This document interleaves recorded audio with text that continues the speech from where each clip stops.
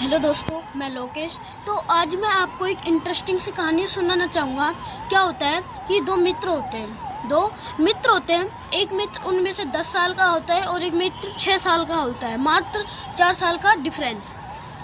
तो क्या होता है, वो दोनों मित्र एक दिन खेलते खेलते किसी जंगल में चले जाते हैं। उनको इतना ध्यान नहीं रहता, फिर भी वो जो बड़ा वाला रहता है 10 साल का, वो एक गहरे कुएं में गिर जाता है। फिर क्या होता है, वो बचाओ बचाओ चिल्लाता है। वो तो अच्छा हुआ कि वो कुआं खाली था, अगर वो भरा होता तो वो मर जाता। लेकिन वो कुआं काफ़ी दिनों से सूखा पड़ा था, तो उसी में गिर जाता है। तो क्या होता है, जो उसका 6 साल का दूसरा मित्र होता है, वो उस कुएं के पास आता है और कहता है, तुम चिंता मत करो दोस्त, मैं तुम्हें बचा लूँगा। फिर वो कहता है, मेरे को बचाओ बचाओ। तो वो जो छोटा वाला लड़का होता है, कुआं काफ़ी गहरा होता है, तो कुएं से लोग पानी खींचते थे। तो काफ़ी वर्षों पुरानी उसके बगल में रस्सी पड़ी हुई थी, जिससे बाल्टी से पानी खींचते थे, काफ़ी लंबी थी।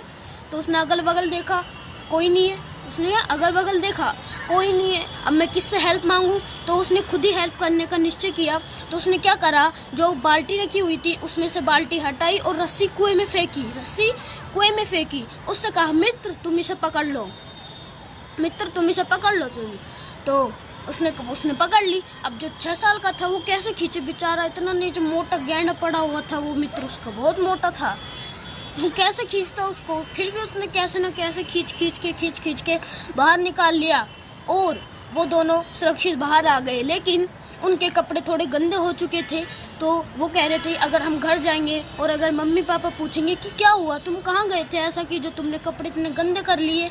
तो उन्होंने कहा, जो बड़ा वाले थे वो कह रहा था, हम ऐसे बोल देंगे कि हम कहीं गिर गए खेलते खेलते। लेकिन जो छोटा वाला था, वो सत्यवादी था, वो कभी झूठ नहीं बोलता था।